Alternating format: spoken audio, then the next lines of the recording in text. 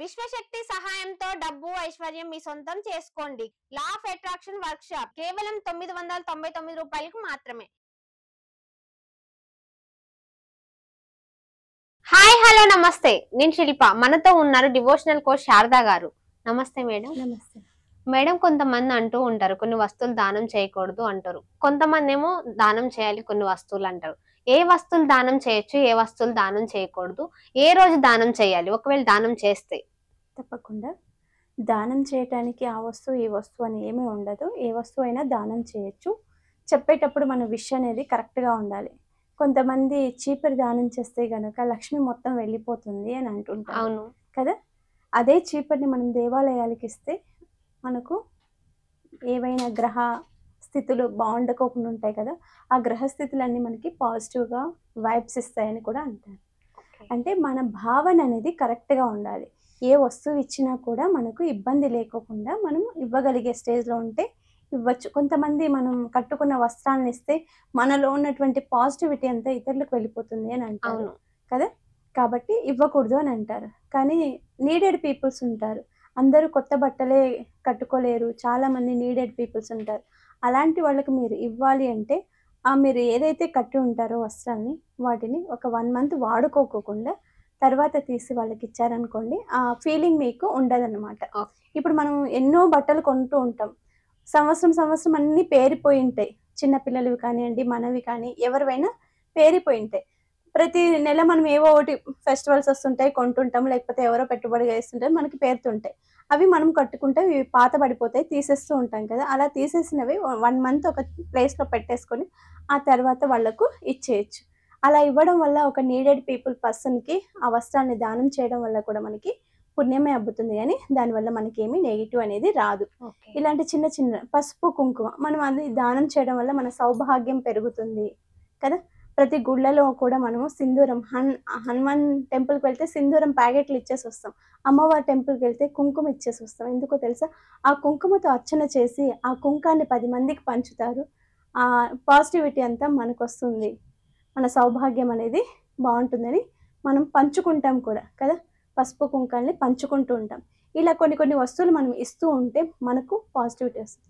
Negativity ఏవి ఇవ్వకూడదు అంటే ఇనుప వస్తువులు ఎవరికి ఇవ్వకూడదు, ఎవరితోనూ మనం తీసుకోకూడదు. ఇనుము అనేది శనీశ్వరునికి ఇష్టమైనటువంటి లోహంగా భావిస్తుంటారు కాబట్టి ఇనుము ఎక్కడ దొరికినా తెచ్చుకోకూడదు. ఇనుము బంగారం రెండు కూడా. బంగారం దొరికినా కొంతమంది తెచ్చేసుకుంటారు, బంగారం కూడా దొరకకూడదు. బంగారం దొరికింది అనుకోండి మనకు ఒక నెగిటివ్లోకి వెళ్ళిపోతుంది. వాళ్ళు ఎంతో కష్టపడి సంపాదించుంటారు, పోగొట్టుకుంటారు, వాళ్ళు ఎంతో బాధపడుతూ ఉంటారు. అది మనం తెచ్చుకున్నాం అనుకోండి, వాళ్ళ బాధలన్నీ మనకు తగులుతాయి. అలాంటివి ఏవైనా దొరికితే అవసరమైన వాళ్ళకి కావాలంటే ఇచ్చేయండి, కానీ అవి మీరు స్వీకరించకండి. ఈ ఇనుప వస్తువులు ఏవైనా కానీ ఎప్పుడు ఎక్కడ దొరికినా కూడా వాటిని అవాయిడ్ చేయడానికే ప్రయత్నం చేయదు. చాలామంది మేకులు తీసుకెళ్ళి టెంపుల్లో పెట్టేస్తుంటారు. శనీశ్వరుడు భగవానుడు ఉంటాడు కదా, నవగ్రహాలు, ఆ నవగ్రహాలకు కూడా పెడతారు. ఎందుకంటే మనలో ఉన్నటువంటి ఏవైనా శని ప్రభావాలు ఏవైనా ఉన్నా గ్రహాలకి వెళ్ళిపోవాలనే ప్రయత్నం చేస్తారు, కానీ మనుషులకి ఇవ్వాలని ప్రయత్నం చేయరు. ఎందుకంటే అవి ఎన్నో వేల సార్లు జపం చేసుకుంటే కానీ ఆ శని ప్రభావం అనేది పోదు, దానివల్ల మనకి పాపం అంటుకుంటుంది. కాబట్టి ఇనుప వస్తువుల్ని తీసుకోకూడదు, ఎవరికి ఇవ్వకోకూడదు. చేయి నుంచి చేయికి కూడా మార్చుకోకూడదు అని అంటుంటారు. ఇప్పుడు ఒక ఇనుప వస్తువు ఇవ్వాలి అంటే నీ చేతికి నేను ఇవ్వకూడదు, నా చేతికి నువ్వు కింద పెట్టేస్తే తీసుకోవాలి అని అంటారు. ఎందుకంటే దాంట్లో నెగిటివిటీ ఎక్కువ ఉంటుంది, నెగిటివ్ వైబ్స్ అనేటివి ఉంటాయి. ఆ నెగిటివ్ వైబ్స్ వల్ల మనలో ఉన్నటువంటి పాజిటివిటీని తగ్గిస్తూ ఉంటుంది. కాబట్టి ఈ వస్తువులు మాత్రమే ఇవ్వకూడదు, రిమైనింగ్ అన్నీ ఇవ్వచ్చు. ఒక చీపరి ఇవ్వడం కానీ, చీపర్ని ఎప్పుడంటే అప్పుడు కడగడం కానీ, చీపర్ని ఎప్పుడు పడేయడం కానీ, ఇలాంటి విషయాలు అంటే లక్ష్మీప్రదమైనటువంటి వస్తువులుగా చీపర్ని భావిస్తూ ఉంటాము, పసుపు కుంకాల్ని భావిస్తుంటాము, గాజుల్ని భావిస్తూ ఉంటాము. మన అవసరమైనటువంటి వస్తువులు ఎప్పుడు ఇవ్వాలి, ఎప్పుడు ఇవ్వకూడదు అంటే మీరు ఎప్పుడైనా ఇవ్వండి. ఒక శుక్రవారము, మంగళవారం ఈ 2 రోజులు ఇవ్వకోకుండా మనము ఏ రోజు ఇచ్చినా కూడా మనకి బాగుంటుంది. డబ్బులు ఇచ్చే విషయంలో కూడా అంతే, మనము ఏ రోజు పడితే ఆ రోజు డబ్బులు ఇచ్చేస్తుంటాము, డబ్బులు డ్రా చేసేస్తుంటాము, అలా చేసేస్తాం. అలా చేయకూడదు.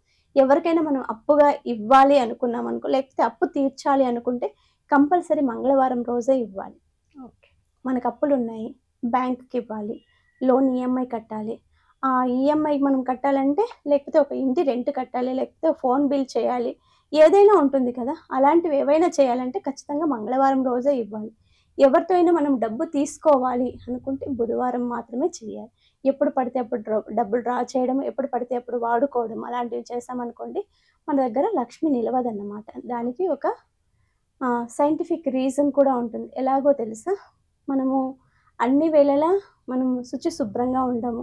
ఒక రోజంటూ కేటాయించామంటే దానికోసం మనము ఒక టైమ్ టేబుల్ ఫాలో అవుతాం కదా! అలా ప్రతిరోజు తీయకోకుండా మనం కంట్రోల్ అవుతాం. లేకపోతే ప్రతిరోజు డబ్బులు తీస్తాం. కొంతమందైతే చాలా ఆయిల్ కూడా మార్చుకోరు. నూనె కూడా వాడుకోరు. నూనె కూడా శనివారం రోజు తెచ్చుకోరు. ఉప్పు కూడా శనివారం రోజు తెచ్చుకోరు. ఉప్పు తెచ్చుకోవాలంటే శుక్రవారం కూడా తెచ్చుకోరు. ఒకవేళ అత్యవసరము అంటే ఫస్ట్ కొనేది ఉప్పే కొంటారు. ఉప్పు కొని ఫస్ట్ పూజ రూమ్‌లో లక్ష్మీదేవి కోసం కొంచెం ఉప్పు కేటాయించిన తర్వాతే వేరే వస్తువులు కొనటానికి ప్రయత్నిస్తారే కానీ, ఉప్పెప్పుడు సంధ్యా వేళలో కూడా కొనటానికి ప్రయత్నం చేయరు. శుక్రవారం కొనటానికి కూడా ప్రయత్నం చేయరు. ఒకవేళ కొనాల్సొస్తే భగవంతుని పూజా మందిరంలో దాన్ని పెట్టి వాడుకుంటారు. నూనె కూడా అంతే. శనీశ్వరునికి తైలాభిషేకం చేస్తుంటారు కదా! అందుకు శనివారం రోజు తలకు నూనె వేసుకోకూడదు.